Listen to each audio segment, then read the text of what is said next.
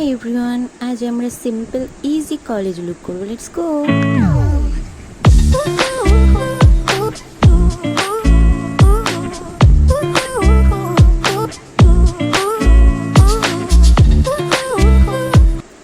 প্রথমে আমরা face wash, toner, moisturising করে নেব, কারণ যে কোনো মেকআপ প্রোডাক্ট ইউজ করার আগে এবং রিমুভ করার পর এই তিনটে প্রসেসিং করা অবশ্যই দরকার।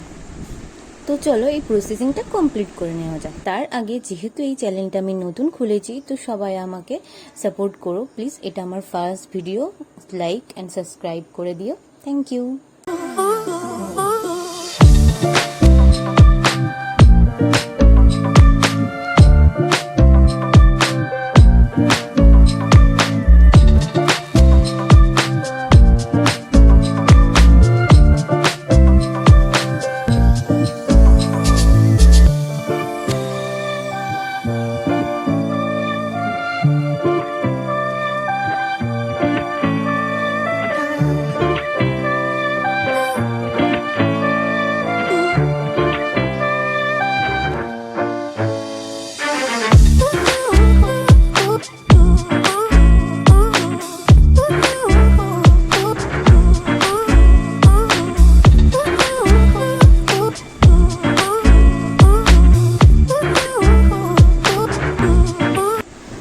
এবার আমরা অ্যাপ্লাই করে নিলাম মামা আর্থের সানস্ক্রিন।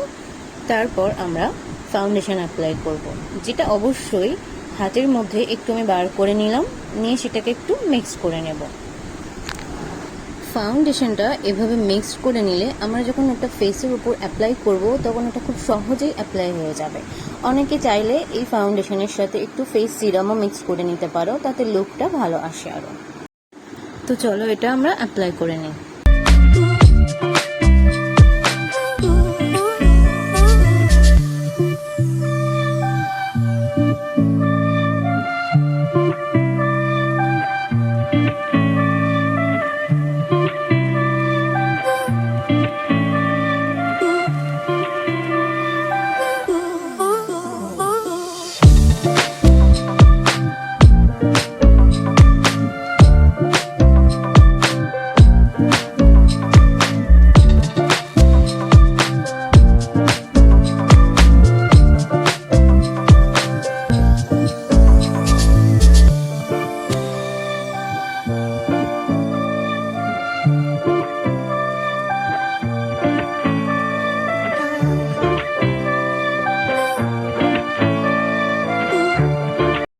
এবার আমরা ব্রাশের সাহায্যে ফেস পাউডারটা অ্যাপ্লাই করে নেব ফাউন্ডেশনটা লক করার জন্য। তারপর টোটাল ফেসটাতে সুন্দর করে ফেস পাউডারটা অ্যাপ্লাই করে নেব। চোখের উপরে আমরা হাত দিয়ে ব্লেন্ড করে তারপর ফেস পাউডার লাগাবো, কারণ অনেকক্ষণ ফাউন্ডেশন লাগিয়ে রাখার পর ওপরে ভাঁজ পড়ে যায়। তারপর পুরো ফেসটাতে অ্যাপ্লাই করা কমপ্লিট। এবার আমরা আইব্রোটাকে ড্র করব। এই পেন্সিলটা ব্যবহার করছি, তোমরা যে কোনো শপ থেকে পেয়ে যেতে পারো পেন্সিলটা। চলো আমরা আইব্রোটা ড্র করে নিই।